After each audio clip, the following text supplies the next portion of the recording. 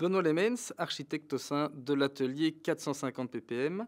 L'atelier 450 ppm, c'est un bureau d'architecture qui s'occupe de bâtiments anciens, voire de bâtiments très anciens, et qui s'occupe de toute une série de missions qui vont depuis l'état sanitaire de bâtiments classés jusqu'aux stratégies de développement et de rénovation durable de ces bâtiments.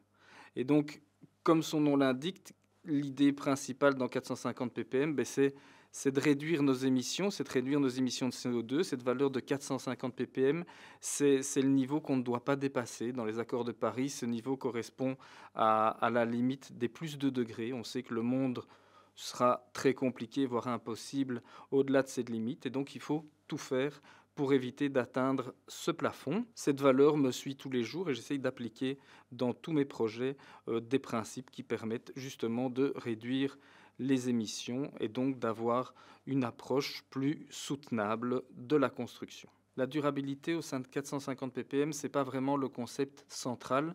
Je vais souvent plutôt parler de soutenabilité ou d'un autre concept qui pour moi est beaucoup plus important, qui est le concept de robustesse. Quand on parle de durabilité, on traîne souvent avec toute une série de concepts liés à la performance des bâtiments et il faut bien imaginer que le bâti ancien a été construit à une époque où tous ces critères de performance n'existaient pas.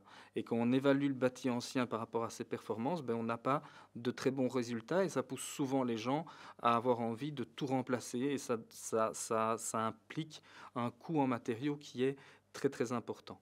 Et donc moi je préfère l'idée de robustesse qui est la capacité d'un écosystème à être stable malgré les variations. On voit que c'est des qualités qui seront requises et très importantes à l'avenir avec les variations climatiques. Et dès qu'on regarde le bâti ancien avec cette idée de robustesse, on voit que là, le bâti ancien a des très très grandes qualités. Et si on regarde avec ce prisme-là, le bâti ancien, on va vraiment pouvoir privilégier des démarches où on essaye de préserver la matière. Et je pense que c'est très important. Aujourd'hui, on doit voir nos bâtiments comme des stocks carbone. Et donc, la matière qui est en place doit être préservée. Si on doit rajouter de la matière dans ces bâtiments, il faut le faire avec des matériaux qui ont un faible impact carbone. Et de manière générale, si on a une approche qui tend à préserver les matériaux en place, c'est sûr qu'on ne va pas aller puiser dans nos puits carbone pour aller ressortir des matériaux. Et donc, c'est un des très, très grands enjeux. Et donc, moi, c'est ce que je défends quotidiennement, c'est arrêtons un petit peu cette idée de performance qui pour moi, est en train d'un petit peu trop détruire le bâti ancien et réhabilitons des concepts comme le concept de la robustesse.